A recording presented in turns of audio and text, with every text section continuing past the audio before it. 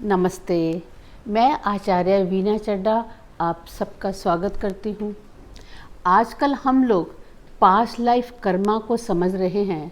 कैसे आपके हॉरोस्कोप को देखकर हमें समझ में आएगा कि हमने पास्ट लाइफ में क्या किया था। अब आप में से कुछ लोग कहेंगे हम तो पास्ट लाइफ को नहीं मानते। तो चलिए आज मैं इस लाइफ में आपने क्या किया था और उसका आपकी कुंडली से कैसे पता चलेगा, आज मैं वही बताऊंगी। क्योंकि जो आपने पास्ट लाइफ में किया था आपने इस लाइफ में भी उसको रिपीट किया है और आगे भी उसको रिपीट करेंगे। आज मैं बात करूंगी कि हम कैसे अपनी मनपसंद संतान पा सकते हैं। आपने अक्सर सुना है ना, लोग ये कहते हैं कि अच्छी संतान तो बहुत भाग्य से मिलती है। कोई बहुत अच्छे कर्म किए होते हैं जो हमको अच्छी संतान मिलती है।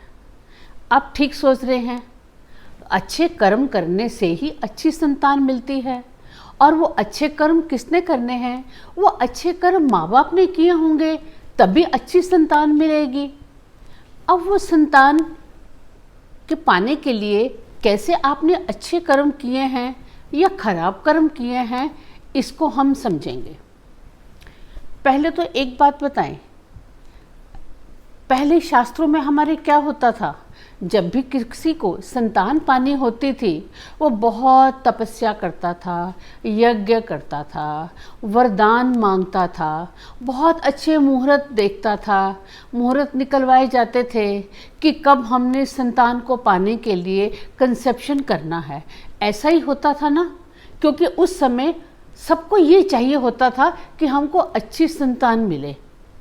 अच्छा, अब ये बताएं, अच्छा मुहूर्त पाने के लिए यज्ञ और तपस्या क्या होती है, इसका मतलब तो मैं फिर किसी दिन बताऊंगी। आज मैं सिर्फ ये बताऊंगी कि हम जैसे होते हैं हमको वैसे ही संतान मिलती है। क्योंकि जो भी सोल है वो अच्छी सोल है या बुरी सोल है, वो अपने अकॉर्डिंगली घर देख रही होती है।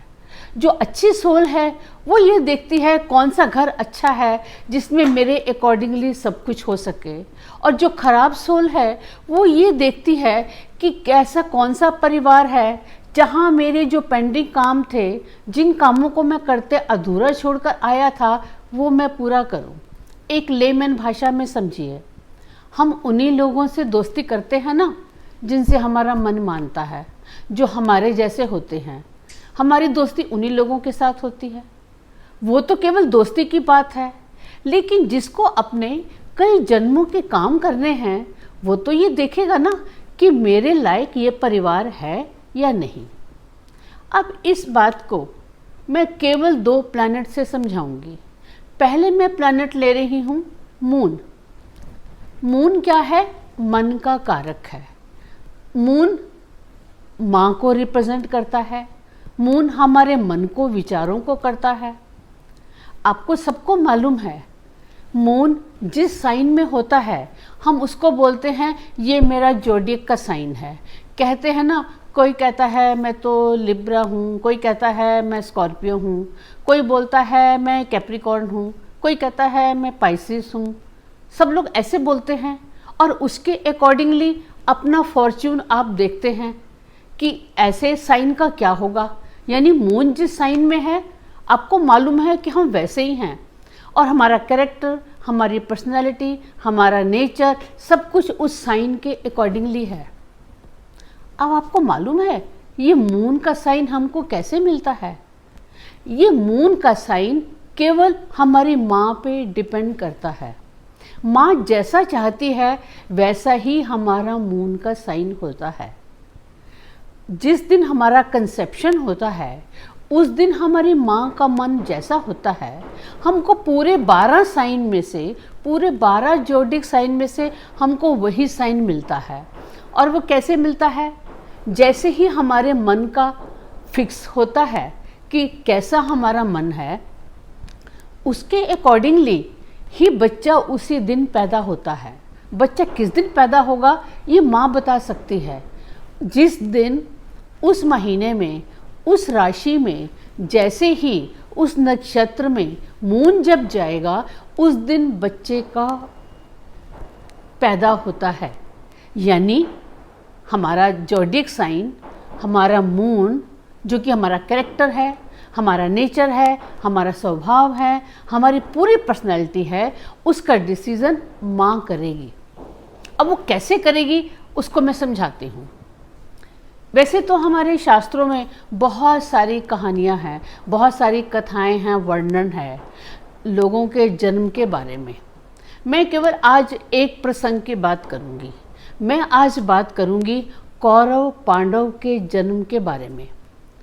हम सभी उनके जन्म के बारे में अच्छी तरह से जानते हैं, सबको वो कहानी पता है, लेकिन उस कहानी से क्या मतलब है या उससे हम कैसे समझें कि हम अपने मून को, अपने संतान के मून को हम क्या दे सकते हैं, हम अपने बच्चे को क्या दे सकते हैं, ये मैं आज आपको समझाने की कोशिश करूँगी। हम सब जानते हैं कि कौरव पांडव की जो माँ थी वो अम्बा, अम्बालिका और विदुर की माँ दासी, ये तीनों थी। और तीनों के जो पिता थे वो बहुत बड़े महान ऋषि, महर्षि वेदव्यास थे।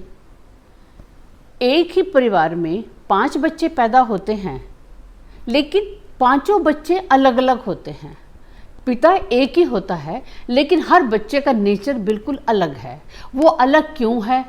वो इसलिए अलग है, जिस दिन संतान का कंसेप्शन हुआ, उस दिन माँ का स्वभाव क्या था, उसके अकॉर्डिंगली बच्चे का पूरा व्यवहार, बच्चे का चंद्र साइन, सब कुछ बदल जाता है।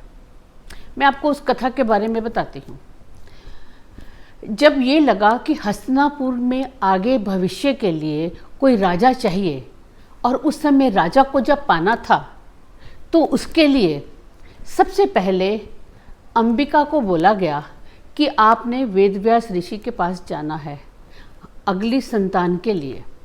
जब अंबिका वेदव्यास ऋषि के पास जब जाने लगती है, तो उसके मन में संकोच होता है, ग्लानि होती है, घृणा होती है कि मैं कैसे किसी दूसरे पुरुष के साथ मैं कैसे अपना संभोग कर सकती हूँ। उसको अपने अंदर बहुत नफरत होती है और उसको लगता है मैं ये नहीं कर पाऊँगी। तो वो क्या करती है, वो अपनी आँखों पर पट्टी बांध लेती है।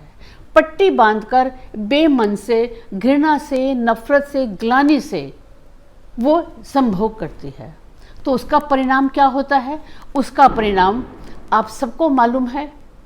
उसके परिणाम से धृतराष्ट्र पैदा हुए, जो कि जन्मांध थे, और पूरी जिंदगी वो ग्लानि से, वो घृणा से, घृणा के पात्र रहे, ग्लानि के पात्र रहे।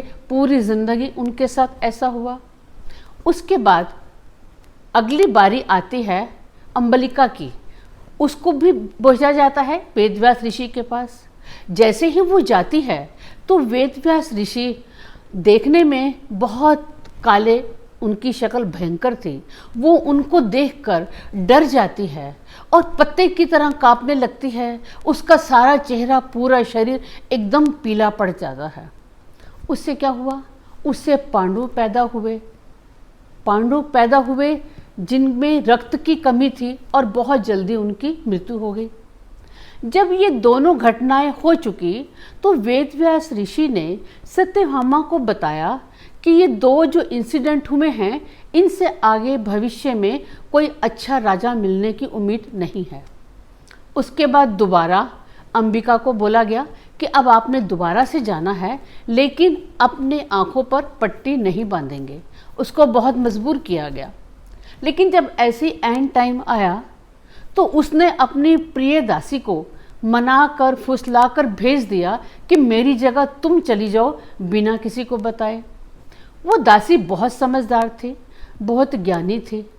उसने अपने मन में बहुत गौरव महसूस किया कि मेरी जैसी एक दासी जो इतने विद्वान महर्षि वेदव्यास के पास जा रही है और उसका मकसद इतना बड़ा है, इतने बड़े राजा के लिए, इतने बड़े राज्य के लिए भावी राजा को देखना है।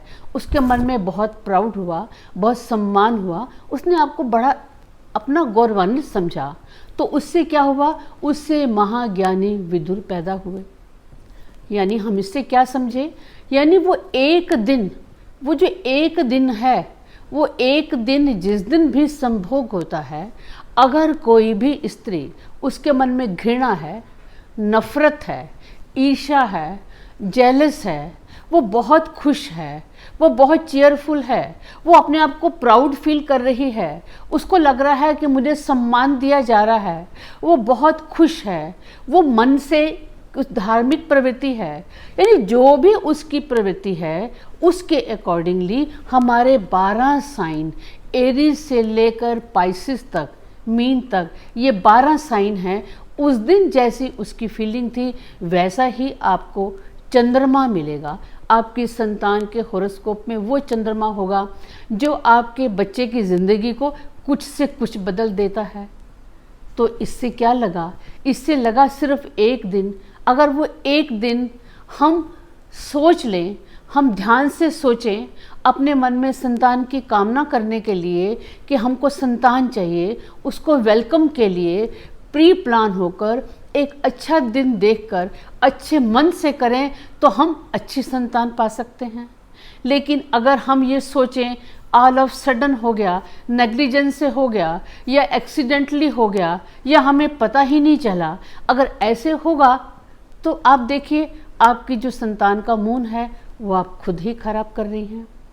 तो इससे हमें ये मालूम हुआ कि एक चंद्रमा को देखकर अगर आपको विश्वास ना हो, जो लोग भी आज अपने चंद्रमा को देखकर अपनी माँ से पूछ सकते हैं कि उस समय उनकी मनस्थिति कैसी थी, तो आपको ये सब कुछ समझ में आ जाएगा। यानी हमने हॉरोस्कोप से केवल चंद्रमा के बेस पर हमने देख लिया कि हमारा बच्चे का भविष्य कैसा है, उसका कैरेक्टर कैसा है। आगे हम अपने बच्चे को बनाने के लिए हम क्या कर सकते हैं, ये कैसे पता चलेगा, वो आप मेरी अगली वीडियो में देखेंगे। धन्यवाद।